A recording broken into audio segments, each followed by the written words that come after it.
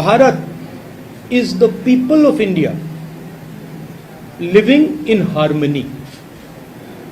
तो मैंने फिर पूछा, तो if the people of India are not living in harmony, is it Bharat? She says no. That is not Bharat. That is something else. So the question is, are the people of India living in harmony? And the answer, as far as I can see, and that what that little girl could see, is that Bharat is not living in harmony. The country is divided along religious lines, that is very clear. The country is divided along state lines, that is very clear. People do not have employment, people do not have work, that is very clear. 2 or 3 big businesses are controlling everything. We have the 3rd richest man now in India, who is probably going to become the richest very soon, close confidant of the leader of the country. That is not harmonious. You have massive price rise, that is not harmonious. Right? So, for me, India is a conversation between its people, and that conversation has broken down. And so if the conversation has broken down, India has broken down. हर एक व्यक्ति का, हर एक संगठन का opinion होता है. BJP का opinion है, आरएसएस का ओपिनियन है, वो ठीक है. हमारे लिए ये यात्रा जनता से जुड़ने की यात्रा है, और जो नुकसान बीजेपी आरएसएस की विचारधारा ने देश का किया है, जो देश को बांटा है, नफरत फैलाई है, उसके खिलाफ हमने ये यात्रा निकाली. एक मिनट अंग्रेजी का क्वेश्चन. कई पद यात्राएं निकाली है, कहा जा रहा है कि पहले कांग्रेस को जोड़ने की जरूरत है. क्या आपको लगता है कि इससे आपको सियासी फायदा भी मिलेगा और कांग्रेस भी मजबूत होगी? क्योंकि सोनिया गांधी ने भी मेंशन किया है कि पार्टी को रीजुविनेट करेगी. देखिए, मैंने आपको बोला कि पदयात्रा का लक्ष्य जनता से जुड़ने का है, और जो नुकसान आरएसएस बीजेपी ने देश का किया है, जो नफरत फैलाई है, उसको काउंटर करने का है. अब यात्रा से कांग्रेस पार्टी का फायदा हुआ तो वो अच्छा है. Sir, you always said that a battle of ideologies is going on. Do you think that with this yatra that battle has entered a decisive phase? I mean, frankly, this battle has been going on for a couple thousand years now, between 2 different visions. So I don't think it's, this battle will continue. There are 2 different visions of India. There have always been 2 different visions of India. One vision which is rigid, controlling, and another vision which is plural, open-minded. And I think this battle will continue. We are playing our role in this fight. And everybody understands this. Now, this is not an easy fight. This is a difficult fight. Media is not with the opposition. Not because you don't want to be, but because you are under pressure. Your owners have particular relationships. So this is not an easy fight. And a lot of people don't want to fight. A lot of people feel, kahan phasna hai? It's easier. Go make peace with the BJP. Fold hands in front of them, and your life will be easier. Unfortunately, this is not my training. This is not my character. Right? So my character is to fight for a certain idea of India, certain notion of this country. And there are many, many people in the Congress party and in the opposition who are convinced of this fact. So that is really what the fight is between. नमस्कार दोस्तों, मैं हूं आपके साथ साक्षी और आप देख रहे हैं नेक्स्ट 9 लाइव. आज की डिबेट में आप सभी का बहुत बहुत स्वागत है. प्रोग्राम की शुरुआत करेंगे राहुल गांधी से. राहुल गांधी जिस तरह से भारत जोड़ो यात्रा में पूरी तैयारी से लगे हुए हैं, पूरी मेहनत कर रहे हैं, यहाँ पर अपनी पार्टी की लाज बचाने की कोशिश कर रहे हैं, और वहीं जनता में ये बताने की कोशिश करें कि अभी हम आप ही के बीच में हैं और अभी भी हम कुछ है. लेकिन इसी बीच कोई ऐसी चीजें हो रही हैं जहां पर विपक्ष आता है और कांग्रेस पार्टी को फिर उनका चेहरा दिखा देता है. जी हाँ, असली चेहरा. राहुल गांधी जिस तरह से अपनी पार्टी के लिए तैयारी तो कर रहे हैं, लेकिन उसी तरीके से दूसरी पार्टी, अगर हम बात करें बीजेपी से जेपी नड्डा हैं, वो लगातार राहुल गांधी पर हमला बोलते नजर आते हैं, कांग्रेस पर हमला बोलते नजर आते हैं कि भारत जोड़ो यात्रा करने की जगह कांग्रेस जोड़ो यात्रा उन्हें कर लेनी चाहिए, जिस तरह की हालत इस वक्त उनकी है। इस पर हम चर्चा करेंगे और चर्चा के लिए हमारे साथ मौजूद हैं नेहा मैम, आपका बहुत बहुत स्वागत है। आपसे चर्चा की शुरुआत करेंगे और सबसे पहला सवाल जो रहेगा वो रहेगा राहुल गांधी को ही लेकर।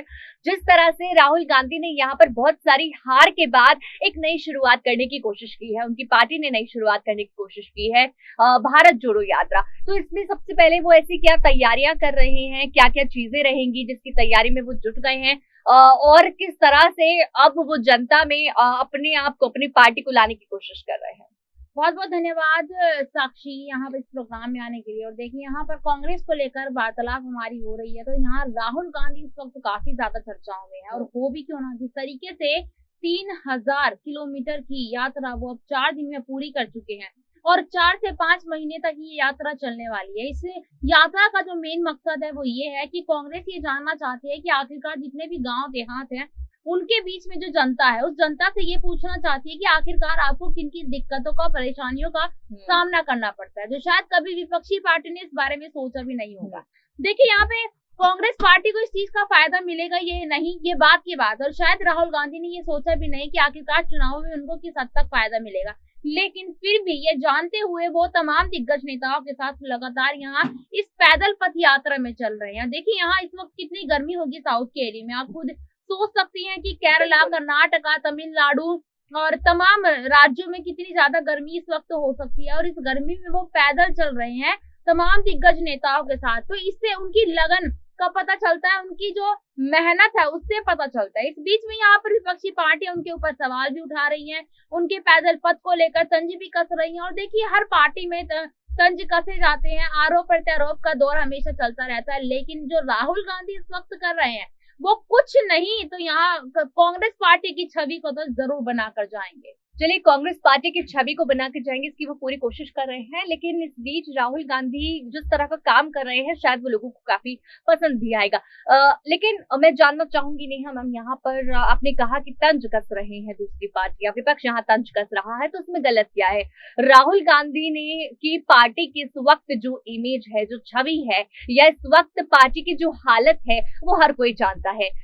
जिस तरह से विपक्ष ने कहा कि कांग्रेस जोड़ो यात्रा पहले आप शुरू करें, कांग्रेस को पहले जोड़े, क्योंकि ये हर कोई समझता है कि इस वक्त कांग्रेस बट चुकी है, कई नेता पार्टी से जा चुके हैं, बड़े बड़े नेता पार्टी से जा चुके हैं। अभी तक जो वहां पर जो अध्यक्ष बैठेंगे, राष्ट्रीय अध्यक्ष बैठेंगे कांग्रेस की, उनकी ताजपोशी नहीं हुई है, बहुत सारी चीजें बाकी हैं। इन सब चीजों को छोड़कर आप बाकी मुद्दों पर पहले ध्यान दे रहे हैं, हालांकि आपको पार्टी को पूरी तरीके से बांधना चाहिए। तो तंज में गलत क्या है, उसके बारे में बताइए।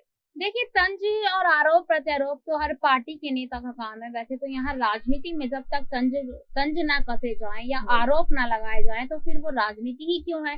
तो देखिए, यहाँ पर तमाम पार्टी एक दूसरे के ऊपर आरोप प्रत्यारोप का काम करती है। लेकिन इस बीच अगर यहाँ आप ये कह रही हैं कि कांग्रेस पार्टी पहले खुद को जोड़े, तो देखिए, अगर किसी पार्टी से कोई नेता इस्तीफा देकर जाता है, यहाँ मैं खासकर बात कर रही हूँ गुलाम नबी आजाद। देखिए, पहले पंजाब में जब चुनाव था उस दौरान देखा गया था कि कैप्टन अमरिंदर सिंह ने इस्तीफा दे दिया था और उसके बाद अब गुलाम नबी आजाद ने इस्तीफा दिया है। तो देखिए, गुलाम नबी आजाद तो काफी टाइम से नाराज चल रहे थे पार्टी से, अगर उन्होंने इस्तीफा दे भी दिया क्योंकि वो उनको यहाँ पर संतुष्टि नहीं मिल रही थी। और जब किसी नेता को अपनी पार्टी में संतुष्टि ना मिले तो खुद ये अच्छी बात है कि बेहतर है कि वो उसे इस्तीफा देकर चला जाए। उनके बाद यहाँ पर कुछ नेताओं ने और इस्तीफा दिया। देखिए, जिन नेताओं ने यहाँ से इस्तीफा दिया है और वो चले गए हैं, तो इसमें पार्टी की क्या गलती है? पार्टी ने तो उनको नहीं निकाला है, खुद वो जा रहे हैं छोड़कर। लेकिन पार्टी कहीं ना कहीं उन्होंने निकलकर पार्टी के बारे में बहुत बड़ी बड़ी बातें कही, राहुल गांधी को लेकर बड़ी बातें कही और कई ऐसी बातें कही कि अगर उन्हें पहले पता होता इस पार्टी में कुछ ऐसा होगा या राहुल गांधी कुछ ऐसा करेंगे तो वो शायद पहले ही इस्तीफा दे चुके होते। तो ये सब चीजें जो हो रही हैं, इन मुद्दों पर हमने चर्चा की, जानने की कोशिश की आखिर कांग्रेस यहाँ पर किस तरह से विपक्ष को देखती है जो उन पर तंज कर रही है। सामने आ रही वीडियो हम आपको दिखाने जा रहे हैं। इस वीडियो में किस तरह से राहुल गांधी पर जेपी नड्डा के द्वारा तंज कसा जा रहा है, किस तरह से उन्हें कहा जा रहा है कि कांग्रेस को जोड़ा जाए, ना कि भारत जोड़ने की बात अभी करें, उसके लिए हम काफी है। तो पहले देखिए ये वीडियो। विकास की दृष्टि से बहुत से काम हम लोगों ने किए, मैं कार्यकर्ताओं से निवेदन करना चाहूंगा, आप बूथ पर जाइए, लोगों को एजुकेट कीजिए, लोगों को जानकारियां दीजिए, लोगों को इस बात से बताइए कि एक तरफ यह कांग्रेस की भ्रष्ट सरकार है जो लूटने में लगी हुई है, और एक तरफ हमारी सरकार थी जो दिन रात आपकी सेवा में लगी थी और आपकी तस्वीर और तकदीर बदलने के लिए लगी। मित्रों, राजनीति सिर्फ कुर्सी पर बैठने का विषय नहीं, राजनीति गद्दी पर अड्डा जमाने का विषय नहीं, राजनीति सेवा के भाव से है, और भारतीय जनता पार्टी के लिए सेवा करना ही हमारा लक्ष्य है। सत्ता माध्यम हो सकता है, सेवा हमारा लक्ष्य है, और सेवा करते हुए लोगों को आगे बढ़ाना यही हमारा लक्ष्य है। कुर्सी हमारा लक्ष्य नहीं है, कुर्सी हमारा माध्यम हो। ये मैं भारतीय जनता पार्टी के एक एक कार्यकर्ता को बताना चाहता हूं, और इसी के साथ साथ मैं ये भी बताना चाहता हूं कि हमारी लड़ाई एक बहुत बड़े परिवारवाद के खिलाफ लड़ाई। आज देखिए, मैं आपको एक तस्वीर आपके सामने रखना चाहता हूं। हम जम्मू कश्मीर में किससे लड़ रहे हैं?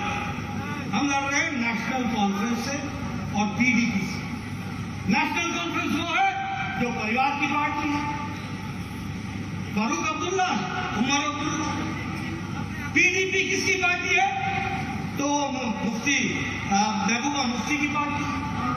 आप नीचे चले आइए, पंजाब में शिरोमणि अकाली दल किसकी पार्टी है? सुखबीर की पार्टी है और उनकी वाइफ की पार्टी है, उनके पिता बादल साहब की पार्टी है, परिवार की पार्टी है। अगर आप और नीचे आ जाइए तो लोकदल परिवार की पार्टी है। आप उससे और नीचे आ जाइए, उत्तर प्रदेश 24 करोड़ का प्रदेश है, दुनिया का 5वां सबसे बड़ा प्रदेश है, भारत चौथे नंबर पर है तो उत्तर प्रदेश 5वें नंबर पर। किससे हम लड़ रहे हैं? हम समाजवादी पार्टी से लड़ रहे हैं।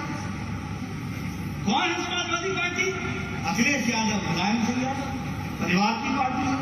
आप आगे बढ़ जाइए, बिहार में ये आरजेडी किसकी पार्टी है? लालू की पार्टी है, तेजस्वी की पार्टी है, परिवार की पार्टी है, राबड़ी की पार्टी है। आप उससे आगे बढ़ जाइए, वेस्ट बंगाल टीएमसी किसकी पार्टी है?